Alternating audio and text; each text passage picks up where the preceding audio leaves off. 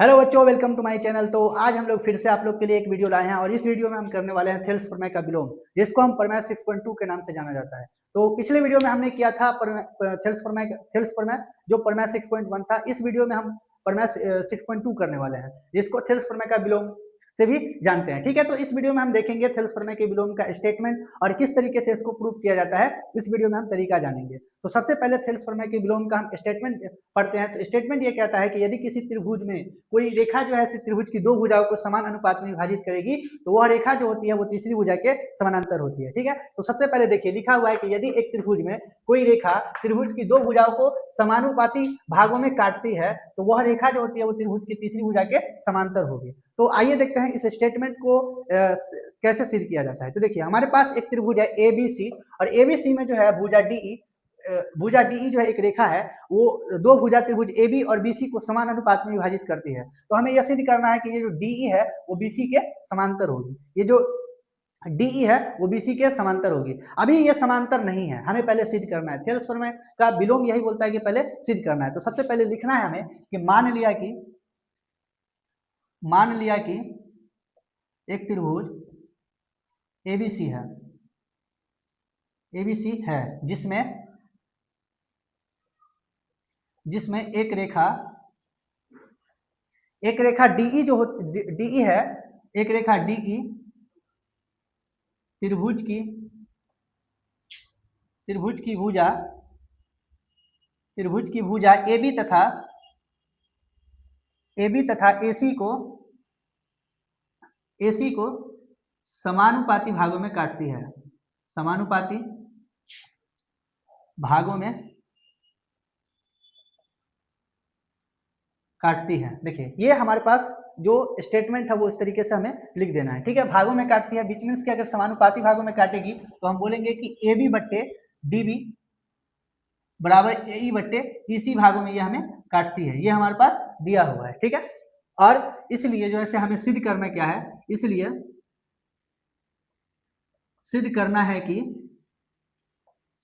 है कि ये जो DE रेखा है वो BC के समानांतर है, यानी तीसरी भुजा BC है तो इसके समानांतर है। सिद्ध करना है कि DE समानांतर जो होगा वो BC के होगा। ये हमारे पास सिद्ध करना है। तो सबसे पहले हम इस तरीके से, उसके बाद हम देखेंगे आगे इसमें रचना क्या करना होता है। त्रिभुज में हमें रचना करना है। रचना में हमें लिखेंगे कि D से DE डैश रेखा खींचते हैं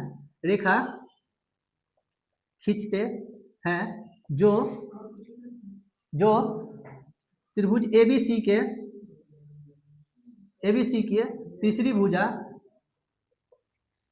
के तीसरी भुजा BC के समानांतर हो। देखिए हमें क्या करना है, रचना में एक D से DE डैश रेखा खींचेंगे। ये तो है, ये है। उसी तरीके से D से DE डैश रेखा खींच दिए, जो कि DE डैश रेखा जो है वो क्या है, BC के समांतर है। ये हम रचना में मान के चलेंगे कि D से DE डैश जो रेखा है वो BC के समांतर है। जब ये BC के समांतर होगा तो हम लिखेंगे, चूंकि DE डैश जो रेखा है वो समानांतर है BC के, तो इसलिए इसमें हमें थेल्स प्रमेय लग जाएगा। थेल्स प्रमेय क्या बोलता है कि जब कोई रेखा त्रिभुज की तीसरी भुजा के समांतर हो तो वह रेखा जो है अन्य दो भुजाओं को समान अनुपात में विभाजित करेगी। तो DE डैश रेखा जो है वो BC के समांतर है, तो इसलिए थेल्स प्रमेय से हम क्या कह सकते हैं कि थेल्स प्रमेय से अब हम थेल्स प्रमेय से आगे लिख सकते हैं कि AD बट्टे DB वो बराबर होगा AE डैश बट्टे E डैश C के, AE डैश बट्टे E डैश C के।